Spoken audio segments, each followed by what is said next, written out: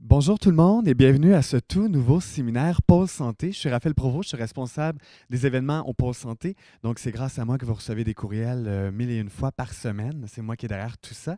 Aujourd'hui, on a la chance de recevoir une de nos anciennes étudiantes qui a travaillé avec nous au Pôle Santé, donc qui a gradué l'année passée, tout récemment, en 2018, en stratégie. Donc, aujourd'hui, la salle de pilotage comme outil de contrôle stratégique. Et je pense que ça va soulever les passions, qui est un sujet qui est très populaire dans le réseau. Et on a une étudiante qui est une experte dans ce sujet et qui va venir aujourd'hui nous parler de tout ça. Donc, je vous laisse entre les mains d'Hélène Vallière-Goulet. Bon séminaire tout le monde. Tous. Premièrement, merci beaucoup d'être parmi nous aujourd'hui. Merci aux gens qui sont en ligne aussi. Ça me fait vraiment chaud au cœur de pouvoir partager mon sujet de mémoire avec vous et mes résultats. Sans plus tarder, je vais débuter. Avant de commencer, j'aimerais juste vous aviser que les photos que j'ai mises dans le PowerPoint présent ici, ce n'est pas des photos que j'ai prises des organisations, donc ça ne reflète aucunement les organisations que j'ai étudiées. C'est des photos que j'ai trouvées en ligne, donc merci aux organisations qui ont pris des photos de leur salle de pilotage. J'ai pu les utiliser dans mon PowerPoint. Donc, rapidement, l'ordre du jour, je vais commencer par vous parler de pourquoi est-ce que j'ai choisi d'étudier la salle de pilotage stratégique ici à HEC.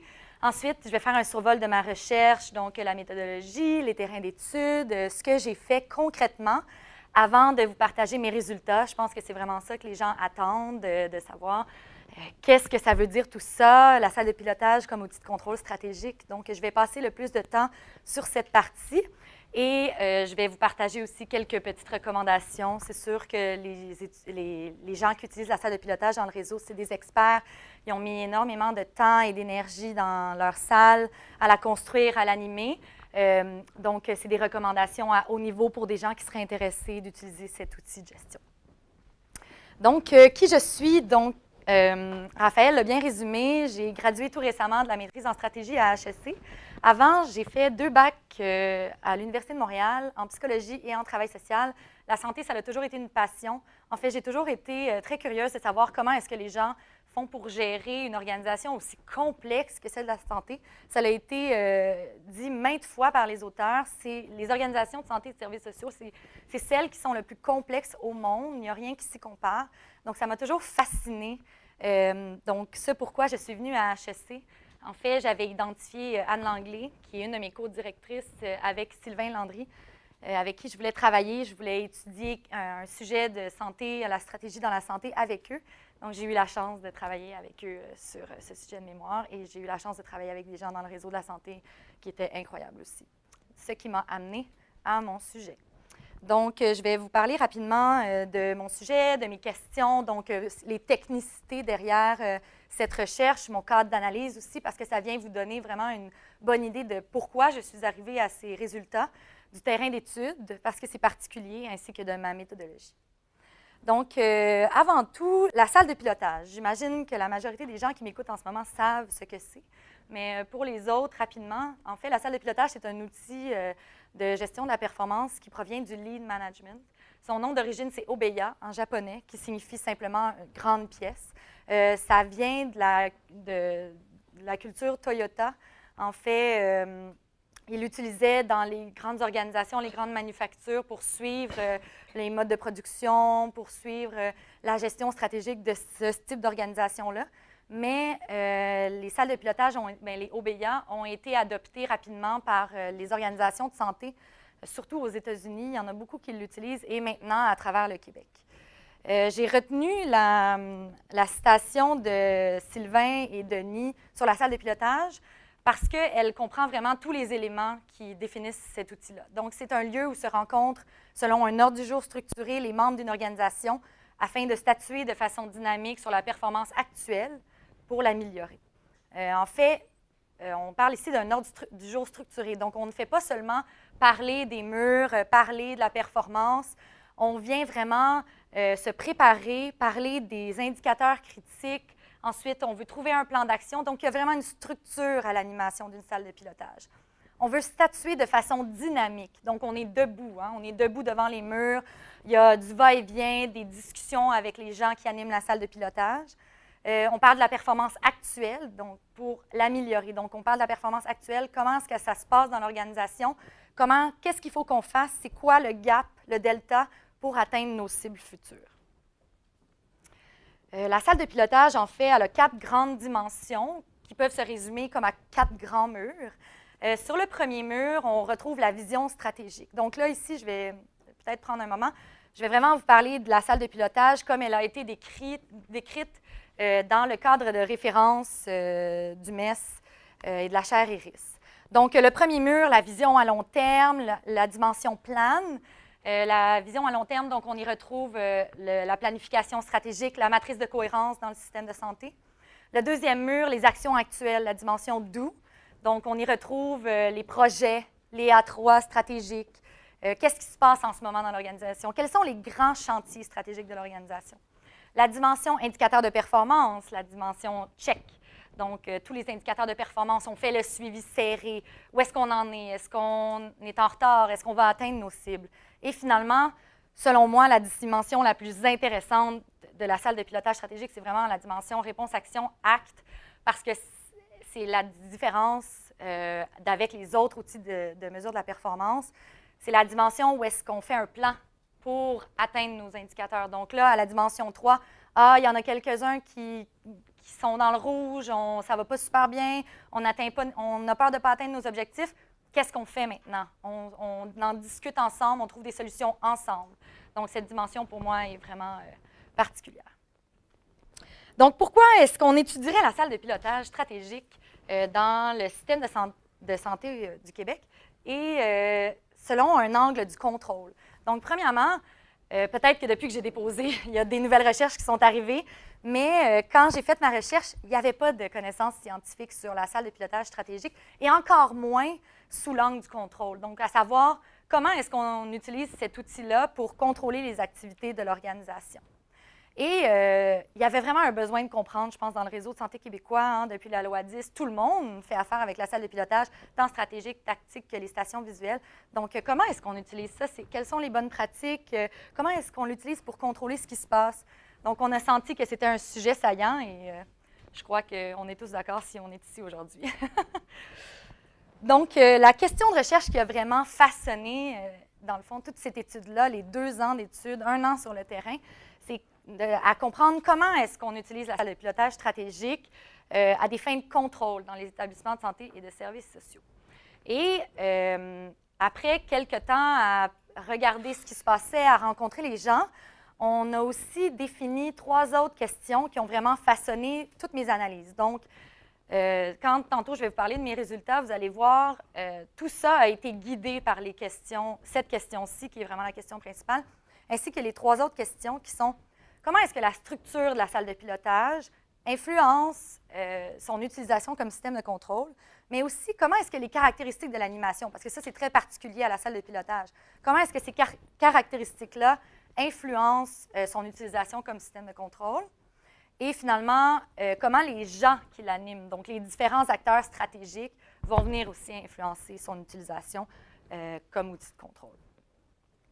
Donc, après réflexion, on a choisi d'adopter un cadre d'analyse qui est très connu dans le monde du contrôle. Et juste avant de vous parler du cadre, je veux juste prendre le temps d'expliquer, quand on parle de contrôle ici, on ne parle pas de contrôle comptable, on parle plutôt d'un contrôle de gestion, d'un contrôle managérial. Donc, ce n'est pas un contrôle vraiment de serré, de savoir est-ce qu'on suit les chiffres, est-ce qu'on arrive. C'est vraiment un contrôle plus global, plus managérial. Et ce cadre reflète exactement le type de contrôle qu'on voulait étudier.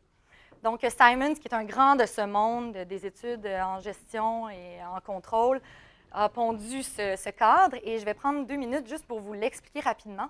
Donc, selon lui, il y a 4 systèmes de contrôle, en commençant par le système de contrôle des croyances. Donc, ça, c'est vraiment, on va contrôler les activités par les valeurs fondamentales de l'organisation, par la mission, par la vision de l'organisation, par les valeurs en façonnant la culture organisationnelle.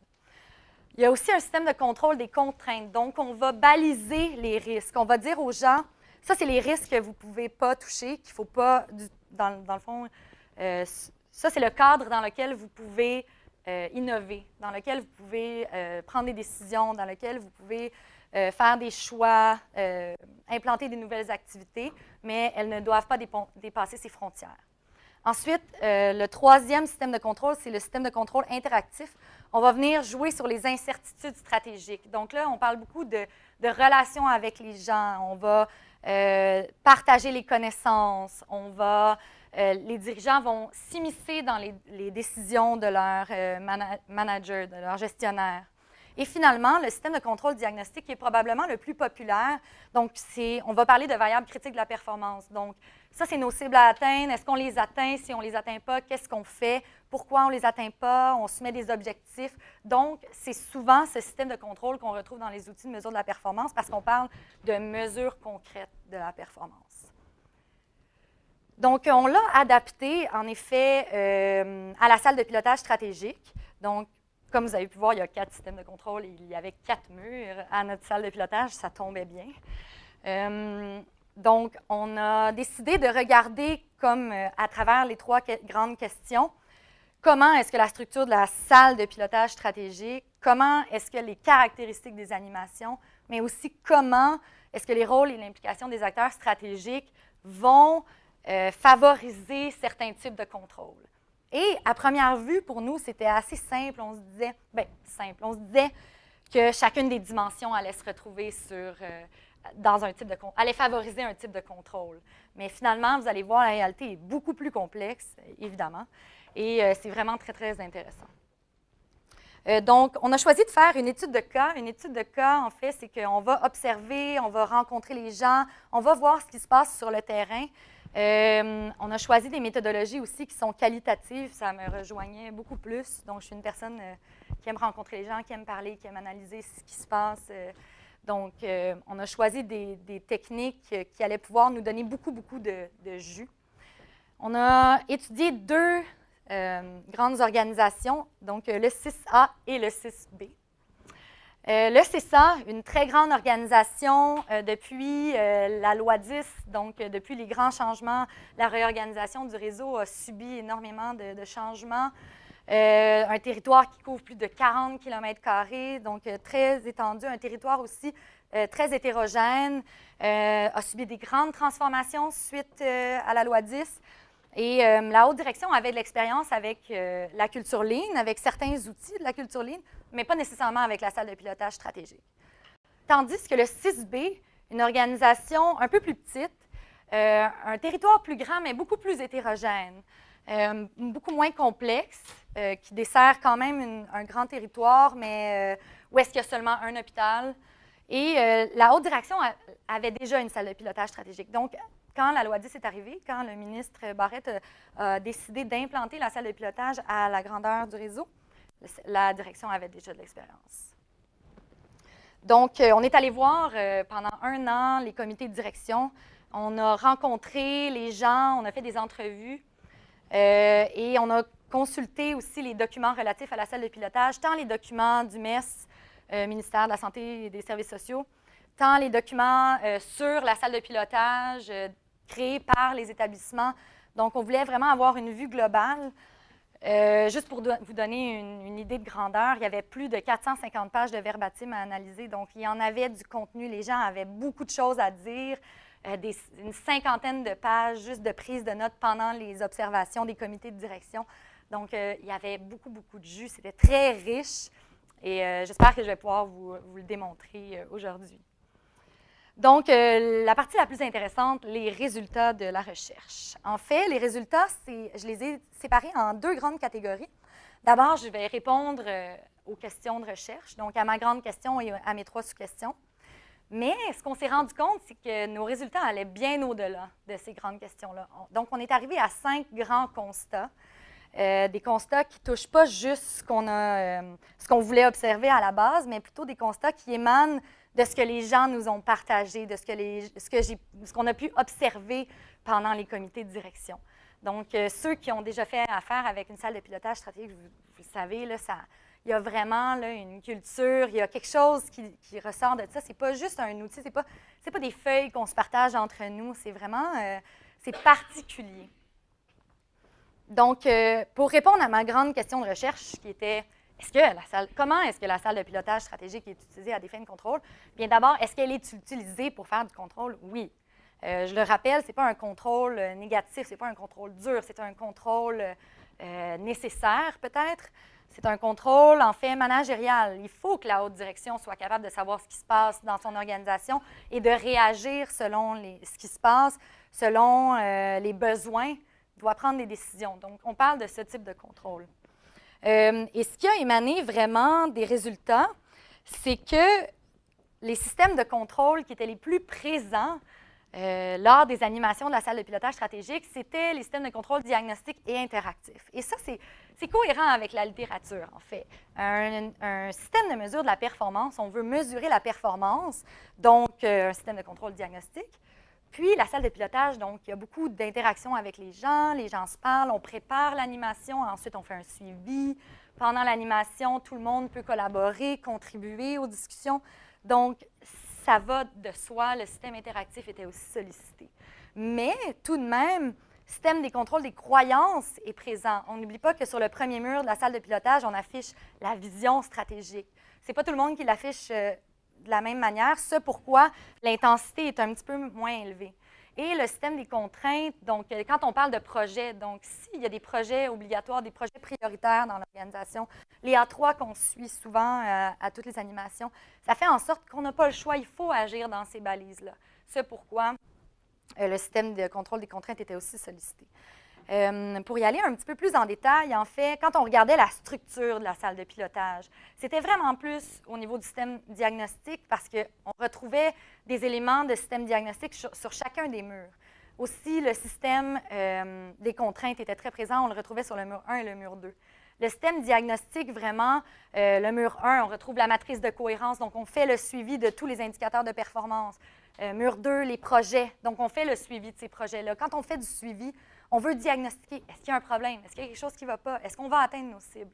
Mur 3, même chose. Je veux dire, le mur 3, ça va de soi. On regarde nos cibles. Est-ce qu'on les atteint? Est-ce qu'il y a des points rouges? Est-ce qu'il y en a qui sont en jaune? Là? Parce que celles qui sont en jaune, pour ceux qui en ont, ça veut dire que c'est une pente descendante. Il faut faire quelque chose. Il faut s'y attarder. Donc, on regarde ces variables critiques de performance-là. Et le dernier mur, où est-ce que justement on agit, on choisit de faire une action. On se dit, OK, maintenant que ça ne va pas bien, maintenant, qu'est-ce qu'on fait pour atteindre notre cible? Et le système de contrôle des contraintes, le mur 1, la planification stratégique, il ne faut pas oublier que c'est qui l'a donné cette planification-là? C'est le ministère. Donc, le ministère a dit, ça, c'est votre planification, ce sont vos indicateurs, ce sont vos projets. Vous devez les réaliser. Ils font partie d'une grande planification. Votre organisation fait partie du réseau de la santé québécois. Il faut que vous mettiez en œuvre ces projets-là. Quand on regarde au niveau des caractéristiques des animations, l'animation, c'est vraiment quelque chose qui est particulier à la salle de pilotage. Hein. Ce n'est pas quelque chose nécessairement qui se retrouve dans tous les outils de mesure de la performance. C'est une animation qui est structurée. Donc, oui, le système de contrôle diagnostique et interactif, évidemment. Quand on regarde le système de contrôle diagnostique, on fait le suivi des projets. Il y a un retour d'information aussi parce que si à l'animation précédente, on dit, bon, il y a tel indicateur qui est en jaune, là, ça ne va pas. Le taux, par exemple, un indicateur, je pense que tout le monde connaît, c'est le taux d'occupation à l'urgence. Donc, le taux d'occupation à l'urgence, c'est souvent un indicateur qui est en jaune. Hein? On en parle. Qu'est-ce qu'on fait? Là, on met un plan d'action. À l'animation suivante, on se rend compte, qu'est-ce qu'on a fait? Est-ce que les actions qu'on a prises, est-ce que les décisions qu'on a prises en un mois pour faire des actions pendant un mois ont porté fruit? Donc, on fait un suivi. On fait un retour sur ces indicateurs critiques-là. Et une autre particularité aussi, la salle de pilotage, l'animation, en fait, on se prépare. Hein? Donc, la DKEP, la Direction de la qualité, de l'éthique, de la performance et de l'évaluation, c'est elle qui va préparer les gens à animer ou qui va préparer le PDG à animer, qui va discuter avec le PDG et avec les parties prenantes qui sont concernées, avec les directeurs pour leur dire cet indicateur-là, là, il est jaune, prépare-toi, va chercher de l'information. Donc ça, c'est intéressant parce que ça permet aux directeurs de s'assurer qu'ils ont toutes les informations nécessaires pour qu'une fois dans l'animation, parce qu'on sait l'animation, c'est 20-30 minutes, on n'a pas le temps de « je vais vérifier, je vais écrire un courriel pour aller chercher cette information-là ». Non, il faut que le directeur l'ait avec lui. Ça permet au directeur de se préparer et d'avoir tout pour pouvoir trouver une solution ou au moins de faire un plan d'action avec ses collègues autres directeurs. Donc ça, c'était quelque chose de super intéressant. Et même aussi le suivi. Donc, à la suite de l'animation, la DKEP rappelait les directeurs pour voir, bon, toi, ton action pendant ce mois-ci, c'est ça. Est-ce que tu as besoin d'aide? Est-ce que tu as besoin de support? Est-ce que tu penses que c'est réaliste? Est-ce qu'il y a quelque chose que je peux faire? Donc ça, c'était une particularité aussi qui faisait en sorte que le système de contrôle interactif était plus présent, plus intense pendant l'animation. Et, pardon, j'ai dit interactif mais diagnostic, mais interactif évidemment, parce que on a remarqué que la DKEP et la haute direction, donc le PDG et les PDGA, étaient très impliqués dans les décisions des autres directeurs parce que ces gens-là ont vraiment une espèce de vue d'ensemble de ce qui se passe. Ils préparent l'animation. Bon, évidemment, le PDG, il connaît son organisation, hein, il y a une vue d'ensemble. Donc, quand les gens arrivent à prendre des plans d'action ou qu'il y a quelque chose qui va moins bien, ces gens-là peuvent s'immiscer dans les décisions, ils peuvent contribuer à un autre niveau, ce qui fait partie d'un système interactif. Et quelque chose d'autre intéressant qui faisait une particularité de l'animation qui fait en sorte que c'est un système interactif aussi, c'est la démocratisation. Donc, ça, c'est particulier parce que j'ai eu la chance d'observer deux modes d'animation très différents. Au CISA, l'animation n'était pas démocratisée. Donc, c'était le PDG qui animait. Et depuis, ça a été partiellement démocratisé à d'autres membres de la haute direction. Mais moi, quand j'étais là, c'était lui qui animait. Et tandis qu'au 6B, c'était chacun des directeurs animait à tour de rôle à chaque mois, dans le fond. Donc, ça permettait aux directeurs non seulement d'apprendre ce qui se passait dans l'organisation, non seulement dans leur direction, mais dans l'ensemble, de s'approprier le contenu de la salle de pilotage stratégique, mais aussi de mieux contribuer par la suite lorsque les gens avaient un besoin d'aide, lorsqu'il y avait des enjeux. Ils pouvaient, eux, puisqu'ils comprenaient mieux les enjeux, ils pouvaient contribuer de manière plus significative. Et finalement, le rôle et l'implication des acteurs stratégiques, ça favorisait encore une fois beaucoup le contrôle diagnostique et interactif, mais quand même aussi le contrôle des croyances. Rapidement, donc, les deux PDG avaient des styles complètement différents. Je vais vous en parler un petit peu plus tard. Mais celui du 6B avait un style de gestion que qu'on a qualifié de vigie. Donc, c'était quelqu'un qui allait surveiller, donc, il n'animait pas, mais il était très présent. Il avait un rôle très actif dans la salle. C'était un observateur actif. Il réenlignait les discussions. Il allait prendre des décisions beaucoup avec les autres directeurs. Donc, ça contribue à un système diagnostique. La DKEP aussi du 6B était très orientée sur la méthodologie.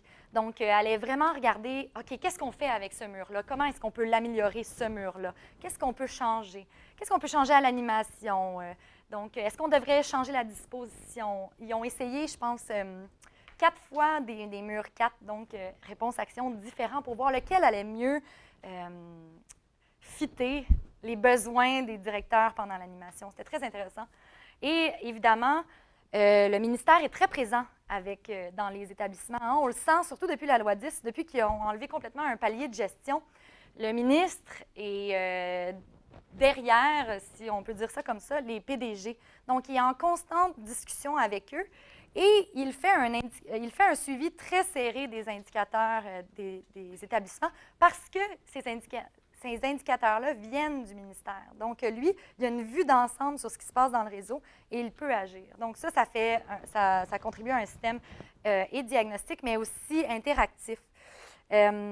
Rapidement aussi, le rôle de modèle du PDG du 6A, donc celui du 6B, c'était beaucoup plus vigie, il surveillait, il allait contribuer, il allait réaligner, versus celui du 6B, celui du 6A, était beaucoup plus, c'est lui qui animait, c'est lui qui voulait montrer comment est-ce qu'on anime une salle de pilotage, comment est-ce qu'on amène les gens à prendre des décisions.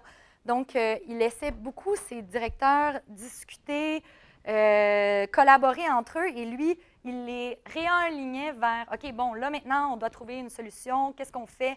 Donc, il jouait comme un rôle de modèle, le modèle de comment être un bon animateur. C'était très intéressant et très différent, les deux.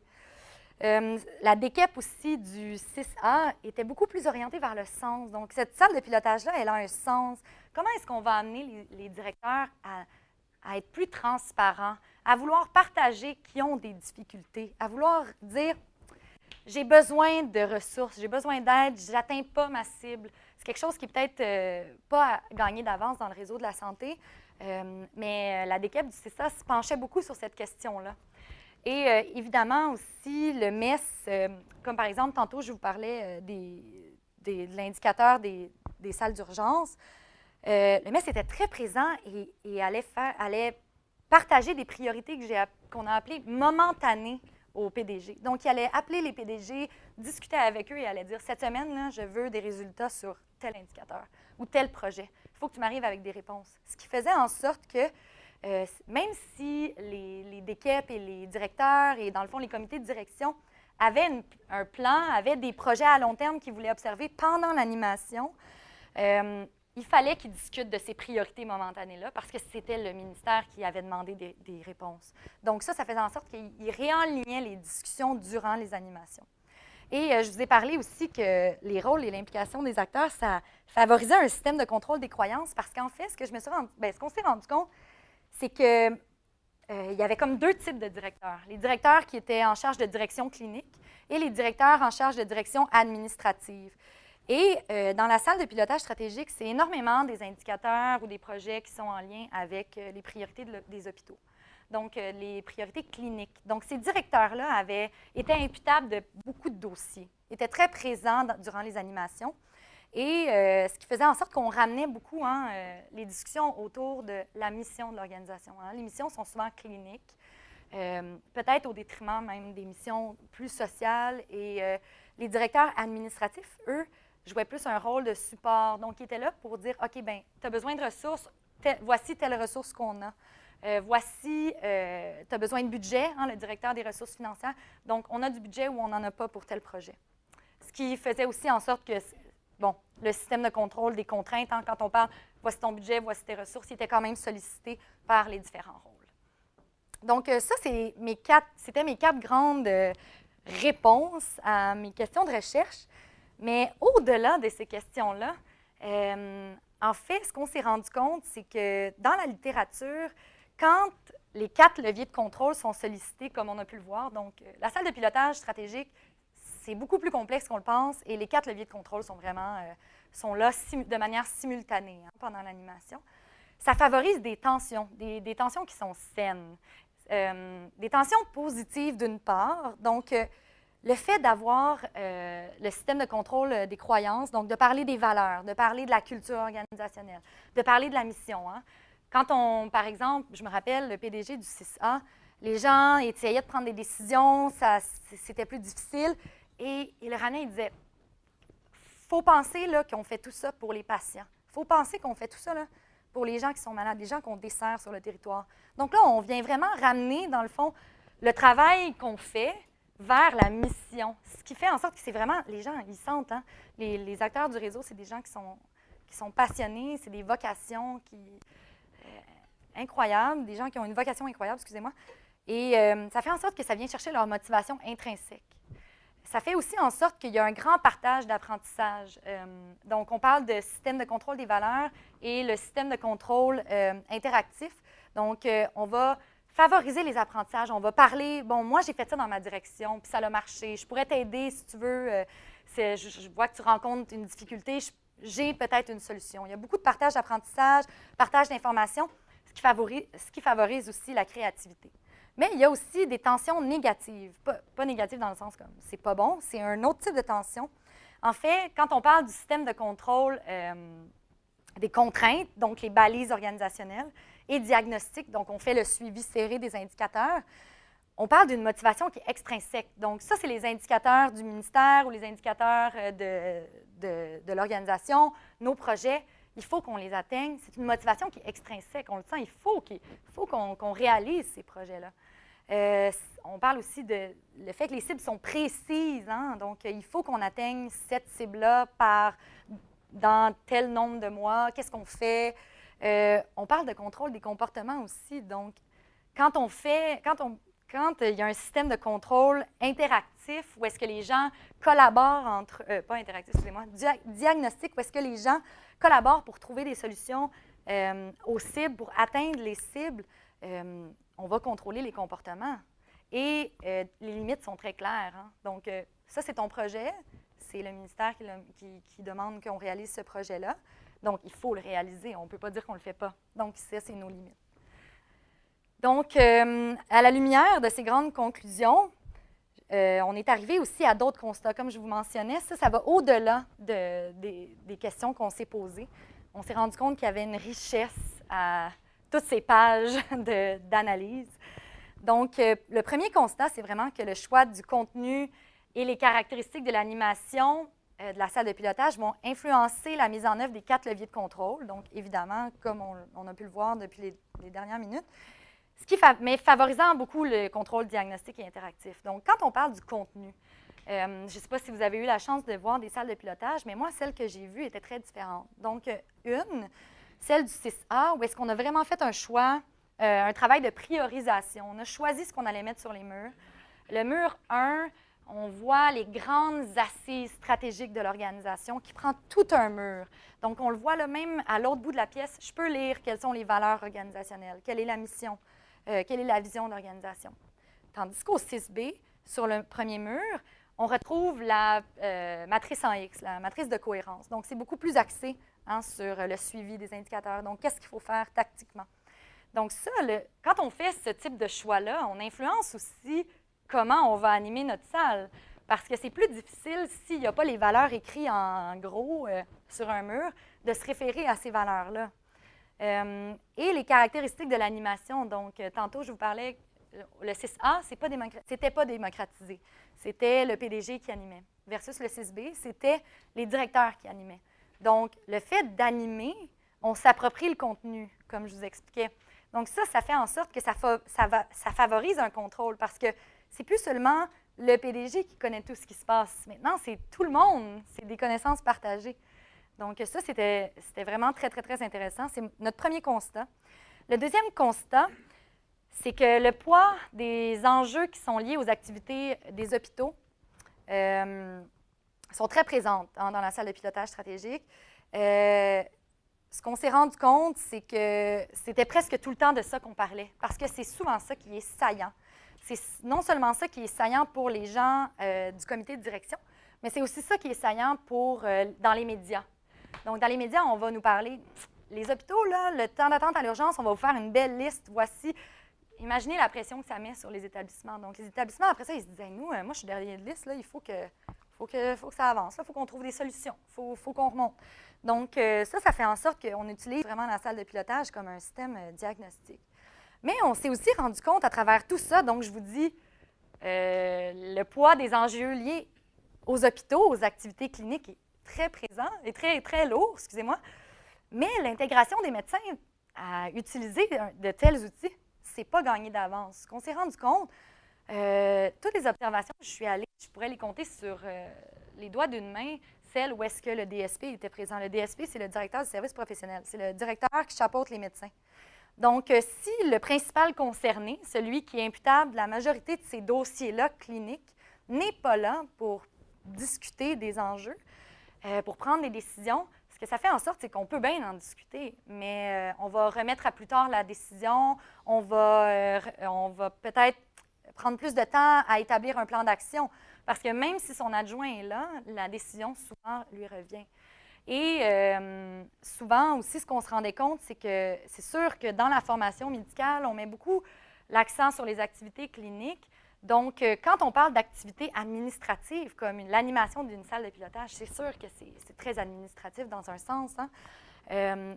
C'est plus difficile de voir la valeur ajoutée parce qu'il n'y a pas le lien nécessairement direct avec le patient. Quand pourtant, une saine gestion stratégique va probablement contribuer à améliorer les activités cliniques. Dans les observations auxquelles j'ai été, on discutait vraiment de dossiers chauds cliniques et on trouvait des solutions. On essayait vraiment de contribuer.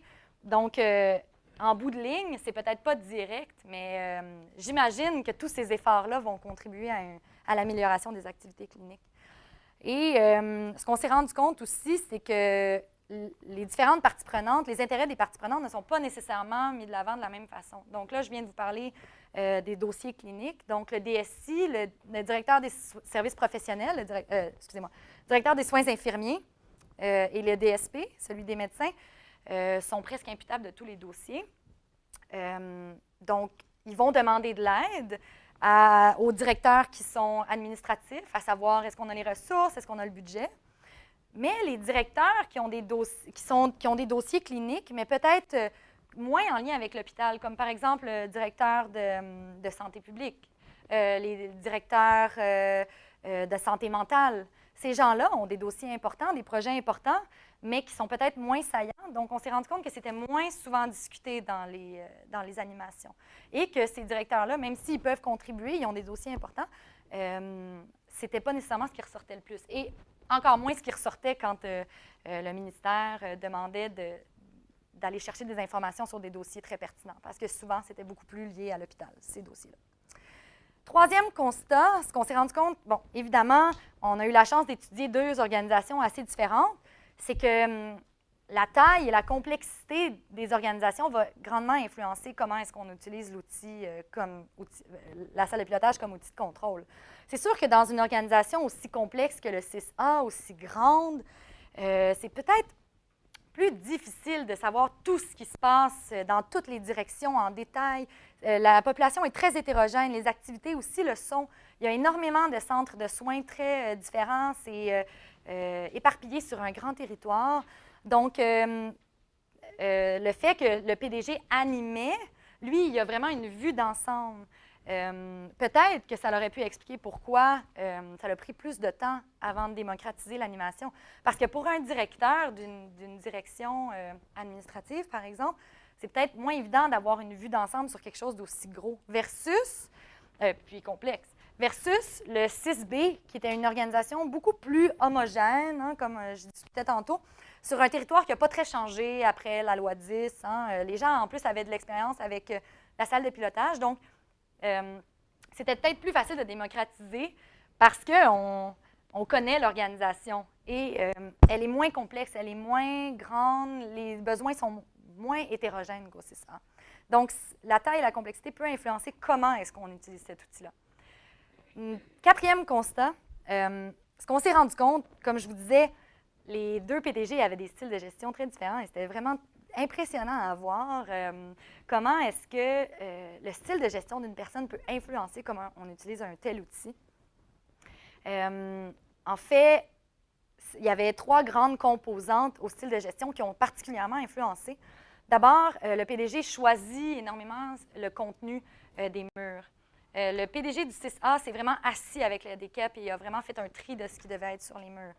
Versus le 6B, le PDG a laissé ça à la DKEP et c'est la DKEP qui a choisi. Peut-être ce qui expliquerait pourquoi il y a autant, sur les murs du 6B, pourquoi il y a autant de projets, autant d'informations. Donc, tout est présent. Aussi, les modalités de l'animation. Donc, le PDG du 6A, comme je vous disais, n'a pas démocratisé. C'était lui qui animait.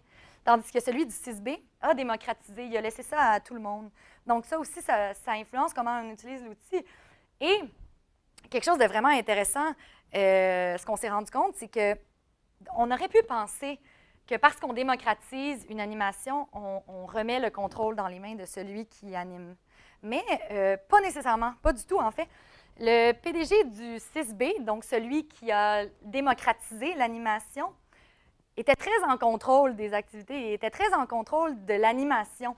Donc, il était, comme je vous disais tantôt, un observateur, oui, merci, un observateur actif. Donc, il était parmi les directeurs, il laissait l'animateur faire son animation, mais il intervenait très, très, très, très, très souvent pour soit réaligner les discussions, donc il allait vraiment intervenir pour dire comme, bon, là, il faut qu'on trouve une solution ou je veux que ça revienne sur tel sujet, soit pour prendre des décisions. Donc, des fois, lorsque la décision allait de l'avant, il allait lui-même dire, bon, la décision, c'est ça qu'on va faire aujourd'hui. Donc, c'était intéressant. On aurait pu, à première vue, on se dit, ah, parce que c'est démocratisé, il remet le contrôle. Mais non, le contrôle était quand même bien gardé. Et on pourrait aussi penser, dans le fond, vice-versa, que parce qu'on anime la salle de pilotage, on a le plein contrôle de ce qui se passe. Mais pourtant, on sait ça, le PDG, il laissait vraiment les directeurs en contrôle de leur dossier. Il les laissait vraiment expliquer c'était quoi les défis qu'ils rencontraient dans leurs différents dossiers, dans leurs projets.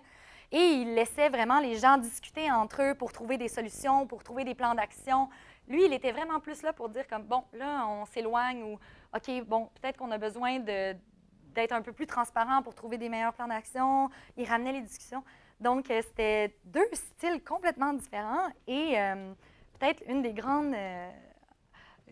grands apprentissages de ça, c'est vraiment que il faut pas, c'est pas parce qu'on n'anime pas qu'on ne contrôle pas et c'est pas parce qu'on anime qu'on contrôle. Et finalement, mon dernier constat, en fait, la posture du ministère influence beaucoup la salle de pilotage. Donc, on aurait tendance à croire que parce que le ministère est loin de la salle de pilotage, c'est pas lui qui l'anime, il n'y a pas de contrôle sur ce qui se passe pendant l'animation. Quand pourtant, à presque toutes les animations, j'ai entendu les gens dire, bon, le ministère a fait telle demande, il y a telle chose il y a tel mot qui se passe dans les médias. Il faut qu'on agisse sur tel dossier, parce que ça, c'est le dossier chaud sur lequel le ministre met l'accent. Donc, ça, c'était vraiment intéressant. Et ça faisait en sorte vraiment qu'on utilisait la salle de pilotage sous cet angle-là, vraiment comme un système de contrôle diagnostique et interactif. Diagnostic parce qu'on suit de très près les dossiers, parce que le ministre et le ministère vont nous demander où est-ce qu'on en est. Et si ça n'avance pas, dans le fond, il faut avoir un plan d'action pour atteindre nos cibles. Et interactif parce que, comme je vous disais tantôt, c'est pas parce qu'on a une planification de l'animation qu'on veut discuter d'un dossier qu'on va nécessairement en discuter. Si le ministère veut qu'on discute d'un dossier X, il va falloir qu'on en discute pendant l'animation parce que c'est un dossier prioritaire. Donc, il influençait énormément, même s'il n'est pas là, il est comme là, il vient chapeauter, dans le fond, l'animation, mais de très haut. Il était quand même très présent. Puis ça, c'était très intéressant. Donc, à la lumière de tous ces constats et de tous ces résultats, on en est venu à des recommandations, mais comme je vous dis, les organisations qu'on a étudiées sont vraiment étaient très avancées dans leur démarche avec les salles de pilotage. Vraiment, c'était impressionnant de voir à quel point ils étaient organisés. Ils connaissaient les sujets, ils étaient bons. C'était tout un apprentissage pour moi. Je suis vraiment choyée d'avoir pu travailler avec eux. Merci. Mais on a des recommandations peut-être à plus grande échelle pour les gens peut-être qui sont intéressés vers une salle de pilotage ou qui souhaitent l'améliorer. Donc, d'abord, on pense qu'il faut considérer les avantages de la démocratisation. Démocratiser, ça veut dire partager les connaissances. Ça veut dire s'approprier le contenu de la salle de pilotage, s'approprier les dossiers de ses collègues, mieux comprendre la gestion stratégique de l'organisation. Donc, on s'est vraiment rendu compte dans les entrevues que tous les directeurs qui avaient animé avaient mentionné ces points forts-là, avaient dit, moi, ça m'a vraiment permis de comprendre non seulement c'est quoi cette grosse outil-là de gestion, mais aussi de mieux comprendre l'organisation, de mieux comprendre c'est quoi les enjeux de mes collègues. Et évidemment, la salle de pilotage stratégique, elle est au niveau du comité de direction, mais là, il y a les salles de pilotage tactiques dans les directions, chacune des directions, et les stations visuelles. Donc, une fois qu'on s'est approprié ces connaissances-là d'animation puis de fonctionnement de la salle stratégique, on peut les transposer puis les amener dans nos salles tactiques et nos stations visuelles. Donc, il y a un transfert de connaissances très important. C'est pourquoi on pense que la démocratisation, c'est un moyen d'atteindre ce transfert-là et puis d'atteindre un niveau de cohésion aussi dans le comité de direction. La deuxième recommandation, c'est de favoriser le partage des bonnes pratiques, dans le fond, entre les établissements. Les établissements avaient des façons de faire, parfois semblables, parfois très différentes. Ils ont appris des choses de par leur expérience.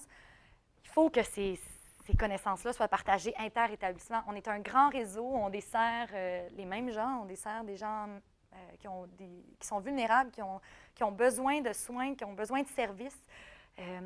Si on trouve des façons de faire qui marchent, il faut que les autres sachent comment ce qu'on a fait. Donc, il faudrait trouver un moyen de partager ces bonnes pratiques-là. Je sais qu'il y en a qui vont voir les salles de pilotage des autres, qui vont assister à des animations. Et je crois que c'est génial. Ça fait partie de rendre la chose, de rendre l'outil encore plus transparent quand on laisse d'autres personnes venir à l'intérieur de notre antre. Aussi, on s'est rendu compte que l'intégration des médecins à l'utilisation des outils de contrôle, des outils de mesure de la performance, pardon, c'était peut-être un défi un peu plus de grande taille.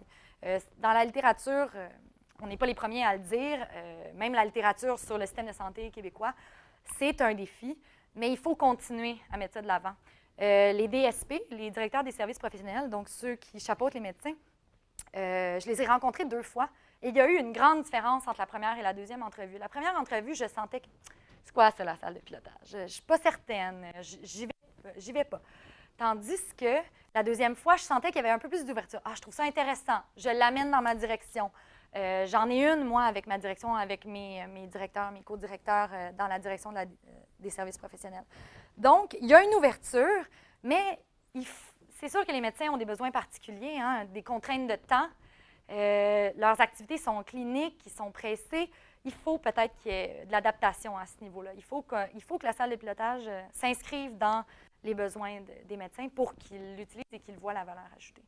Et finalement, il faut favoriser l'identification et la présentation des enjeux ainsi que la collaboration dans la résolution des problématiques. En fait, la salle de pilotage, c'est un outil de transparence. Lorsqu'il y a quelque chose qui ne va pas bien, on le voit tout de suite. C'est sur une feuille jaune. Il y a un point rouge. Donc, c'est fait pour qu'on identifie vraiment ce qui est critique, pour qu'on s'y attarde. Mais il y a un travail encore à faire de ce niveau-là, et les 2 d'équipe l'ont mentionné dans les entrevues. C'est difficile de dire pendant l'animation, ça ne marche pas, je n'atteins pas mon objectif, je n'atteins pas ma cible. J'ai besoin d'aide, j'ai besoin de ressources. C'est pas nécessairement, ça ne vient pas naturellement, mais comme je vous ai dit, la DKEP du 6A qui travaille beaucoup sur le sens, elle s'attarde énormément sur cette composante-là. Elle veut que ses directeurs comprennent que pour que la salle de pilotage soit utilisée à son maximum, il faut qu'on soit transparent et il faut qu'on soit capable de dire bon, il y a quelque chose qui s'en vient, là, je ne suis pas certaine, j'ai besoin d'aide, il faut qu'on collabore pour que cet outil-là soit vraiment utilisé là, à pleine capacité. Donc, c'est ça. C'était mon mémoire. Merci, Anne. Merci. Merci beaucoup, Hélène. Pour les gens du web, désolé, on a eu des problèmes techniques, c'est les joies du direct. Donc, une partie de la présentation n'a pas pu être captée sur le web. Par contre, on a été capable de l'enregistrer au complet. Donc, elle sera rendue disponible sur la chaîne YouTube tout complet, donc vous pourrez accéder aux 20 minutes qui étaient manquées. Par contre, on vous invite à poser des questions parce que la demi-heure qui restait hyper intéressante. Donc, il y a quand même eu du contenu en ligne. Donc, on vous invite également sur le web à poser vos questions. Mais je vais commencer par les questions en présentiel. Donc, c'est le temps de poser vos questions à Hélène si vous en avez des commentaires. Ah, déjà une question. Et juste de vous présenter également pour les gens sur le web. Bonjour, je m'appelle Julie, je suis gestionnaire à l'hôpital Sainte-Justine, je gère 15 secteurs, donc on est dans les salles de pilotage. J'avais une question, parce que j'ai manqué le début, je suis désolée, là, je suis un petit peu en retard. Je suis allée aux États-Unis à l'hôpital pour ma famille, tout ça. Est-ce qu'aux États-Unis, ils ont des salles de pilotage, parce que au niveau de la c'est pas la même vitesse, OK, on se comprend, mais je remarque que la performance est complètement différente on a des enjeux, là, tu sais. Fait que je voulais juste savoir si tu avais fait des comparaisons avec les Américains. C'était un peu ma question. OK. Moi, je n'ai pas fait de comparaison personnellement. Je sais qu'aux États-Unis, il y a beaucoup d'hôpitaux qui utilisent la salle de pilotage. La meilleure personne qui aurait pu répondre à ça, c'est Sylvain, qui n'est pas là, qui est à Bordeaux présentement. Mais oui, c'est un outil qui est très utilisé, qui était utilisé même avant qu'il soit implanté ici au Québec. Même qu'il y a beaucoup de PDG ou de directeurs qui vont visiter des hôpitaux qui utilisent la salle de pilotage pour voir comment est-ce qu'ils l'utilisent justement. Parce qu'il y a peut-être un niveau de maturité plus élevé dans certains hôpitaux du fait que ça fait plus longtemps qu'ils l'utilisent. Donc, je ne sais pas si celui que vous avez vu en avait une, mais probablement. Puis, peut-être que ça serait un autre sujet de mémoire ou de thèse que de faire une comparaison. Mais oui, en effet. C'est juste ma question de savoir si vous avez vu. Non, moi, je me suis attardée à ces 2 organisations-là, oui. Donc, pour les étudiants bien intéressés. On a des sujets là, de projet ici. Là. Est-ce qu'il y a d'autres questions en présentiel là, pour Hélène? Oui.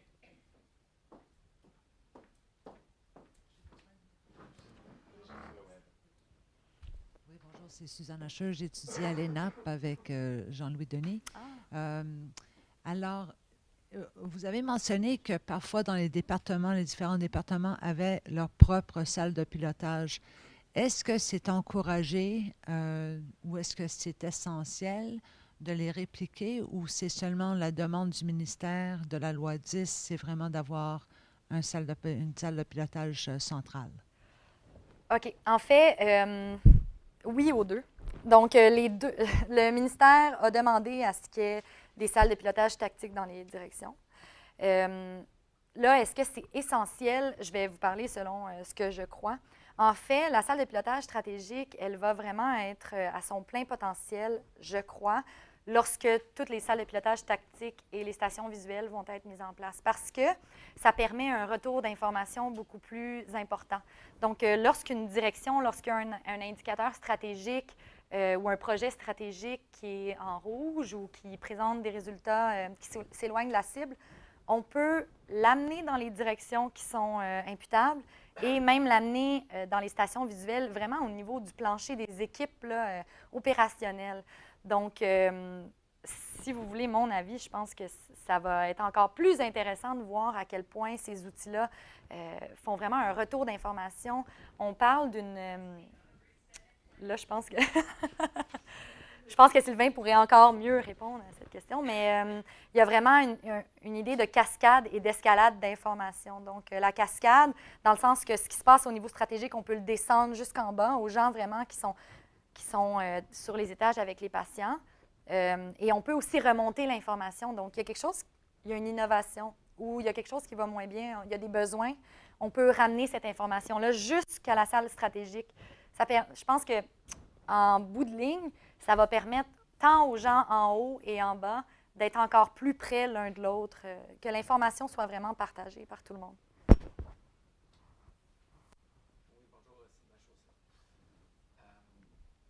Une question, un commentaire. La question, c'est est-ce que dans les 2.6 qui étaient étudiés, les directions en place avaient mis en place des indicateurs pour finalement juger de ça nous a-tu donné quelque chose finalement de mettre en place une salle de pilotage? En fait, ça, c'est vraiment le rôle de la DKEP. Donc, la DKEP, elle, ou DQEPE, peut-être qu'il y en a qui le disent d'une autre façon, c'est elle qui est en charge de la mise en place de la salle de pilotage. C'est elle qui va vraiment se questionner. Je sais qu'ils sont supposés faire, en théorie, un suivi, une évaluation de la salle de pilotage stratégique. Quand j'étais là, ça n'a pas été fait, mais c'était planifié. Donc, ils voulaient discuter, faire des entrevues avec les directeurs, voir qu'est-ce qu'on peut faire, qu'est-ce qu'on peut améliorer, comment est-ce que vous voudriez voir cette salle de pilotage-là mieux intégrée. Donc, je pense qu'il y a une volonté, mais malheureusement, je n'ai pas été là. L'évaluation formelle, est-ce que vous avez vu là? Non, c'est ça. Okay. Puis mon commentaire, c'était par rapport à votre question, ce que ça permet, entre autres, quand on crée les salles tactiques et les salles opérationnelles, c'est justement de donner beaucoup de sens aux employés qui sont sur le terrain, parce que les grands indicateurs stratégiques de résultats, bien, pour eux, là, au quotidien, ils ne sont pas capables de les influencer. Alors que quand on se donne la peine de descendre ça à travers des salles tactiques, on est obligé de trouver des indicateurs qui percolent vers le bas de l'organisation. Puis rendu sur le terrain, bien, on fait des liens entre des indicateurs de processus d'opération quotidienne et des indicateurs plus stratégiques en haut. Donc, ça aide beaucoup, en tout cas, à atteindre des résultats. Merci, M. Chaussé. Le web est en feu. On a plein de questions malgré les problèmes techniques. On aime ça. Ariane, tu vas pouvoir nous les poser. Oui, donc tout a déboulé à peu près en même temps. La première question, je vais les lire intégralement. Donc, la personne aimerait savoir si, dans le cadre de ta recherche, tu as pu voir de quelle manière les priorités de l'organisation et les priorités ministérielles descendent dans les salles de pilotage tactique. Comment sont transférées en mots ou en murs ces priorités ministérielles ou de l'organisation? Et si les priorités sont davantage cliniques, comment les directions support ou administratives ont été impliquées des nouveaux tactiques pour collaborer. Fait que c'est une question à 14 volets. OK. Malheureusement, je n'ai pas eu la chance de visiter beaucoup de salles tactiques. Celle que j'ai visitée, c'était celle de la DKEP. Donc, non, je n'ai pas nécessairement vu comment est-ce que les indicateurs stratégiques étaient vraiment déclinés. Mais dans mes entrevues, les directeurs m'en parlaient. Donc, ils m'ont parlé du fait, bon, cet indicateur stratégique-là, comment est-ce que je vais le rendre intéressant pour ma direction? Donc, comment est-ce que je vais le décliner en plusieurs petits indicateurs vraiment propres à ma direction? Ça, je trouvais ça intéressant. Donc, c'est peut-être une façon de faire, c'est de prendre un grand indicateur stratégique comme, par exemple, peut-être le taux d'occupation d'urgence. Je veux dire, c'est un indicateur qui en englobe 10 autres et de voir, OK, moi, dans ma direction, lesquels est-ce que je peux suivre et je peux décliner jusqu'en bas. Donc, ça, c'était peut-être quelque chose d'intéressant. La deuxième partie de la question, c'était comment est-ce que... Étaient peut-être moins interpellés par les indicateurs, se sentaient mobilisés ou étaient... Bien, pour avoir rencontré des directeurs, les DRH, le directeur des ressources financières, des RF, les gens sont quand même ils se sentent interpellés. Ils font partie des décisions. Si on n'a pas les ressources, si on n'a pas les finances, on ne peut pas mettre en œuvre des projets, on ne peut pas les réaliser. Donc, je pense qu'ils se sentaient interpellés juste parce qu'ils sont nécessaires dans le réseau de la santé. Moi, dans le fond, une de mes conclusions ou un de mes constats, c'était que, bon, on favorise vraiment plus, bien, pas on favorise, mais ils sont beaucoup plus interpellés dans les indicateurs, les directeurs cliniques, parce qu'ils sont imputables de ces indicateurs-là. Donc, peut-être qu'il y aurait quelque chose à faire au niveau stratégique pour jouer sur la variété des indicateurs pour intégrer les directeurs cliniques. Mais peut-être que lorsque les salles de pilotage tactique vont être mises en place, ça va peut-être être intéressant de voir parce que là, eux-mêmes vont pouvoir avoir leurs propres indicateurs. Puis ça, ils m'en parlaient dans le fond de leur salle tactique, qu'eux ont leurs indicateurs propres à eux, puis qu'ils se sentent très, très impliqués dans leur salle tactique. Donc, je pense que cette question, la réponse à cette question, elle est à voir. Bonjour, merci pour la présentation. Stéphane Ducourneuil, Technologie. Petite question, je m'intéresse à la survie de la structure dans les hôpitaux, mais la survie en général de cette structure-là. On sait que c'est très complexe. On parle de 3 niveaux, mais en réalité, il y en a probablement plus que ça à l'arrière qui crée la vision et compagnie.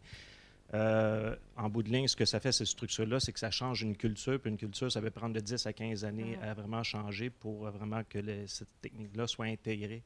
Étant donné que c'est tout jeune, on change de ministre.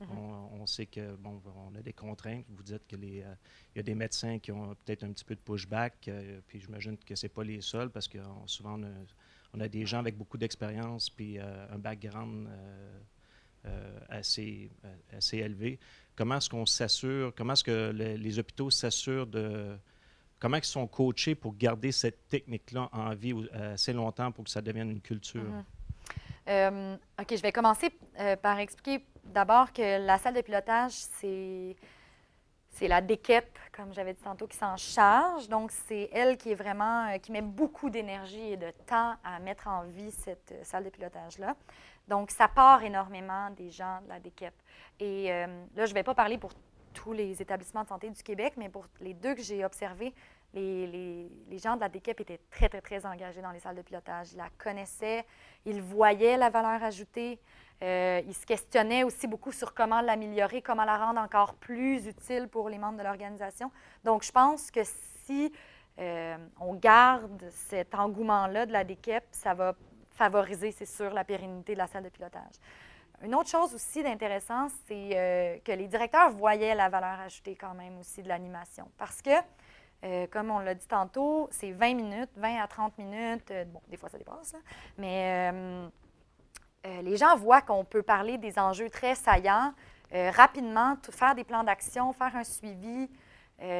Puis, c'est très visuel. Ils aiment ce nouveau mode de gestion-là. Avant, bon, il y a encore des tableaux de bord, évidemment. Le CA a son tableau de bord, le comité de direction le suit aussi. Mais quand on parle d'une salle de pilotage, les gens me disaient qu'ils étaient très engagés. Ils voyaient les bienfaits de cet outil-là comparativement à un tableau de bord. On ne suit pas la même chose, évidemment, mais ils aimaient le fait, de pouvoir contribuer en animant, mais ils aimaient aussi la manière de le faire, donc très rapide, axé sur les enjeux saillants. Là, quand vous parlez du ministère, ça, c'est un autre niveau. C'est sûr que moi, c'était une de mes, mes peurs, sans dire peur. À la fin de mon mémoire, c'est ça que je dis. C'est sûr que la pérennité, ça va, vu que c'est le ministère qui a engendré ce projet-là, la pérennité peut dépendre du ministère. Mais tout dépendamment de qui est au ministère. Si le ministère décide de décentraliser, parce qu'on sait que quand ça s'est fait avec la loi 10, on était dans un mouvement de centralisation. Centralisation non seulement des structures, mais des pouvoirs. Donc, tout dépendamment de qui on va avoir au ministère, peut-être que si c'est plus décentralisé, les gens vont pouvoir les garder s'ils voient les bienfaits. Puis, selon moi, je pense que les gens le voient vraiment. Puis, je veux dire, j'ai terminé en juin, puis depuis juin, il y a eu des salles tactiques et des stations opérationnelles qui ont été mises en place. Donc, les gens vont voir tous les efforts, premièrement, qu'ils ont mis dans la construction de cet outil, sont engagés. Ils n'ont pas le choix d'avoir un outil pour mesurer la performance. Donc, tout dépendamment de qui est là, du PDG, de la DKEP, et si le ministère décide d'utiliser un nouvel outil, on va voir la pérennité. Mais c'est sûr que en tout cas, de ce que j'entendais dire, ça avait l'air d'être un outil qui était très apprécié et les gens voyaient vraiment la valeur ajoutée. Puis comme vous avez parlé d'un changement de culture, je pense que ça va être pour le mieux, ça aussi. Anne pourrait probablement plus vous en parler, mais c'est sûr que d'avoir une culture de transparence, ça va aider les comités de direction, mais aussi tout le monde dans le réseau, dans le fond.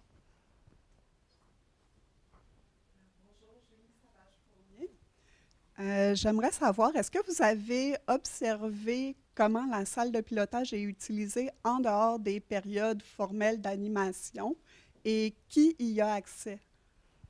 OK. Moi, j'ai eu la chance d'observer pas juste l'animation, mais le comité de direction, parce que l'animation se faisait pendant le comité de direction. Donc, les comités de direction, c'est 3 heures, ça prend toute une matinée, ils discutent pendant 3 heures et il y a un 20 à 30 minutes réservé à l'animation de la salle de pilotage. Donc, j'ai pu observer, premièrement, que les comités de direction font leur comité de direction dans la salle de pilotage, ce qui est super intéressant parce qu'ils peuvent se référer à tout ce qui est sur les murs. Mais sinon, en dehors des comités de direction, je sais que la salle de pilotage était toujours ouverte, toujours débarrée. Là, quelque chose qui était intéressant aussi, je ne l'ai pas mentionné, mais pour répondre à votre question, tout dépendamment, elle est où la salle de pilotage? Hein? Donc, au 6A, la salle de pilotage était dans un immeuble administratif. Donc, c'est sûr que tous les directeurs qui sont dans cet immeuble-là ont accès à la salle de pilotage, peuvent s'y référer aux besoins. Versus au 6B, la salle de pilotage était dans l'hôpital.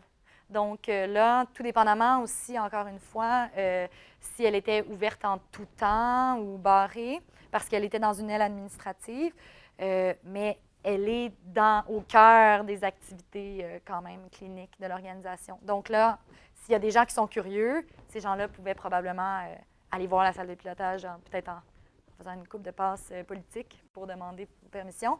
Mais ça, c'était intéressant. Donc, tout dépendamment est où, c'est pas tout le monde qui va y avoir accès de la même façon, mais on m'a dit que dans les 2 organisations, elle pouvait être visitée, donc par qui voulait la visiter. Bonjour. Alors, pendant ce temps, ça se bouscule poliment sur le web. On va faire un petit exercice de gymnastique intellectuelle. Okay. Il reste peu de temps et beaucoup de questions, donc on va essayer de faire questions en rafale, réponses courtes. Je les lis comme suit.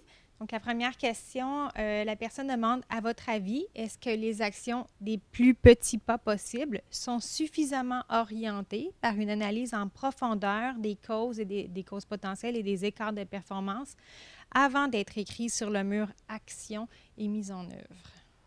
Donc, la question, c'est est-ce qu'on essaie de faire vraiment des petites actions? C'est ça, pour les écrire sur le mur, j'imagine? En fait, est-ce que parce qu'on On essaie d'avancer par petits pas. Est-ce que, à ton avis, les idées proposées sur le mur, action et mise en et sur la mise en œuvre ensuite, sont suffisamment orientées par une analyse en profondeur des causes potentielles et des écarts de performance rencontrés? C'est une très, très, très bonne question. Je pense que les meilleures personnes pour répondre à ça, ce seraient les gens qui écrivent ces actions-là. Mais j'essaie de penser rapidement à certaines actions que j'ai vues écrites sur les murs réponse-action. Avant de prendre une décision, il y avait beaucoup de collaboration. Donc, les gens vont discuter entre eux. C'est sûr que le directeur ou les directeurs qui sont imputables de l'action vont discuter entre eux. Ceux qui vont donner des ressources étaient impliqués. Donc, on essaie de faire, mon impression, c'est qu'ils essaient de faire une analyse rapide et, dans le fond, réaliste. Donc, est-ce que l'analyse est le plus en profondeur? Peut-être pas, mais ils essaient de faire quelque chose qui est réaliste parce qu'on va y revenir dans un mois. Donc, ils le savent, ça, ils le gardent. Je me souviens qu'ils savent, OK, si on fait ça, on se donne 2 mois, bien, le mois prochain, on va quand même voir où est-ce qu'on en est rendu, puis dans 2 mois, on va vouloir avoir un résultat. Donc, je pense que peut-être qu'au niveau de la profondeur, c'est à ce niveau-là. C'est surtout sur, on veut avoir des résultats concrets, puis on y va par action après action. Donc, et, bon, comme ceux qui le savent, là, c'est peut-être longue ma réponse, mais je vais faire ça vite. Mais si on n'a pas atteint notre cible après 2 mois, par exemple, bien, on va discuter de pourquoi on ne l'a pas atteint, puis on va fixer une nouvelle cible. À votre connaissance, est-ce que les salles de pilotage sont utilisées dans les secteurs de la recherche en santé ou utilisables? Je ne sais pas, malheureusement. Je ne sais pas si Anne le sait. Ouais. La suivante, on ne lâche pas.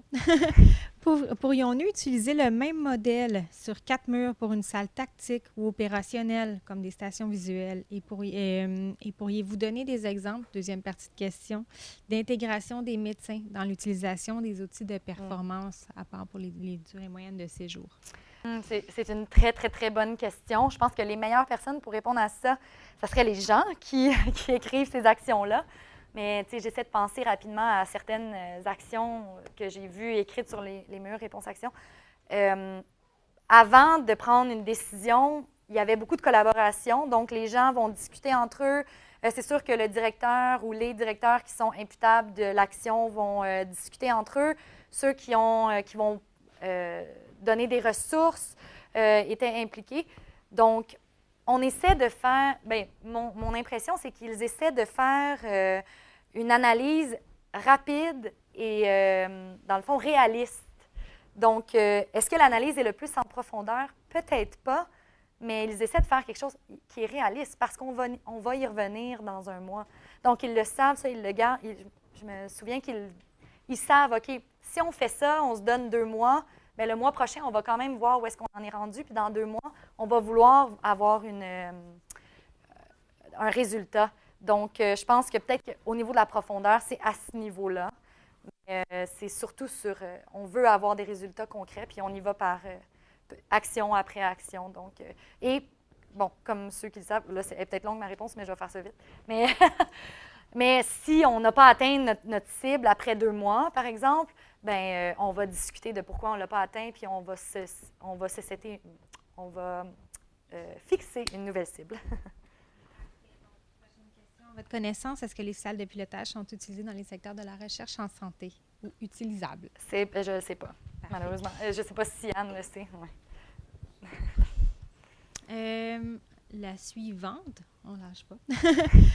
Pourrions-nous utiliser le même modèle sur 4 murs pour une salle tactique ou opérationnelle, comme des stations visuelles? Et pourriez-vous donner des exemples, deuxième partie de question, d'intégration des médecins dans l'utilisation des outils de performance, à part pour les durées moyennes de séjour?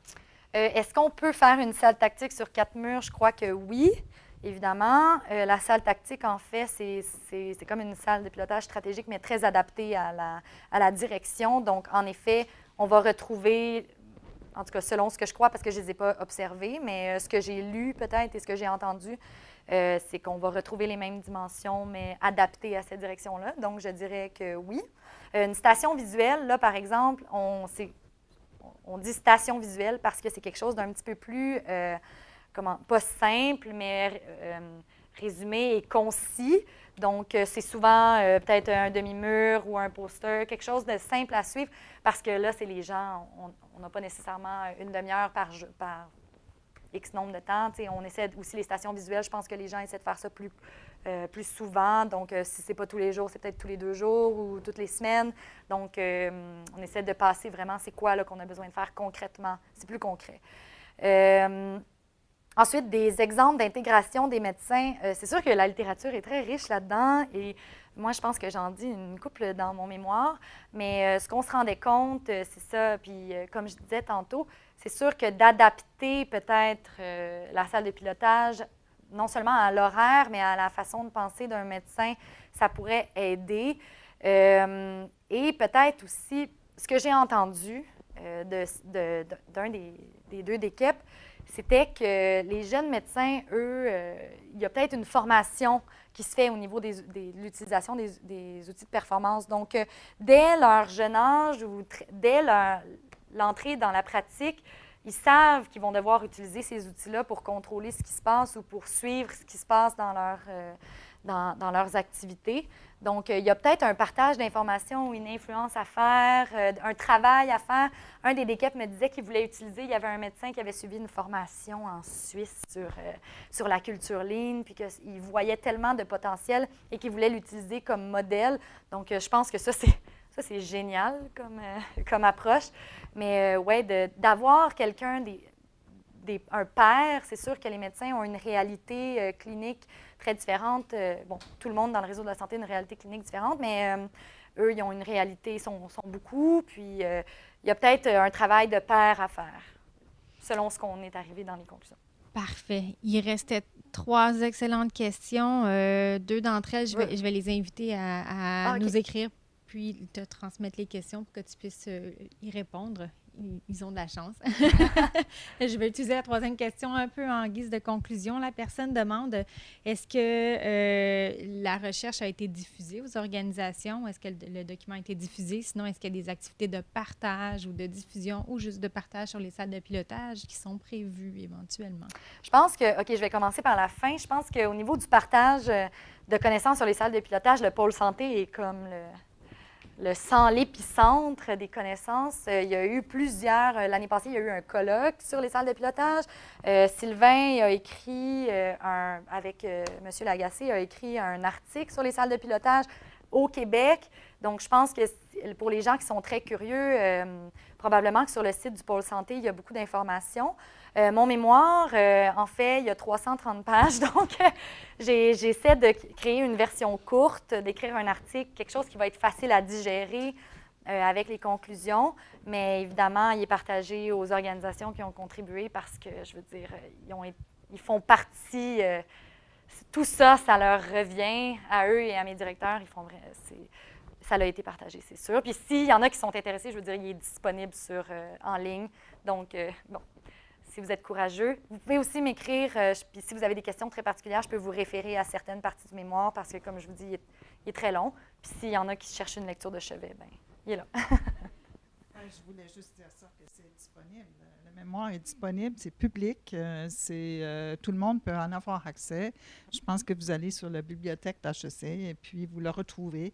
Et c'est vrai que c'est long. Mais c'est très riche. Ce que tu as présenté, Hélène, c'est un très bon résumé de ton mémoire, mais ce qu'on voit dans le mémoire lui-même, là, c'est même les conversations entre les directeurs pendant qu'ils sont en train de parler d'enjeux très spécifiques. Donc, il y a des exemples vraiment là, très riches sur ce qui se passe en salle. Alors, si vous voulez avoir un exemple de ça, je pense que c'est riche à voir. Puis même au niveau des conclusions, donc là, c'est sûr que dans un temps serré comme ça, c'était difficile de résumer, mais même si vous êtes intéressé par certains sujets, c'est beaucoup plus riche dans le mémoire. Je le relisais ce matin encore une fois, puis j'étais comme « Oh mon Dieu, comment je vais faire pour couvrir tout ça? » C'était impossible. Donc, s'il y a des trucs que vous trouviez intéressants et que vous voulez en connaître davantage, c'est sûr que dans le mémoire, il y a beaucoup plus de contenu. Merci beaucoup, Hélène. Merci. Je vais applaudir une deuxième fois. Merci. Et si vous avez besoin d'avoir les coordonnées d'Hélène, vous pouvez nous envoyer un courriel directement à Pôle Santé. Ça va me faire un plaisir de pouvoir partager le tout. Si vous avez envie de poursuivre la discussion également, si vous avez besoin de retrouver le mémoire, on va pouvoir vous partager l'information. Moi, je vous donne rendez-vous le 29 novembre prochain pour notre dernier séminaire de la saison qui porte comme titre « Les proches aidants d'aînés, analyse des impacts dans les organisations québécoises ». Et on aura la chance d'avoir notre directeur, Denis Chenevert, qui a fait une grande étude très actuelle sur le sujet, qui sera accompagné de son étudiante Lucille Cheffat, qui était également étudiante à la maîtrise, et de Marie-Claude Tremblay, qui est collaboratrice sur le projet. Donc, 29 novembre prochain, je vous donne rendez-vous. Merci beaucoup, Hélène, encore.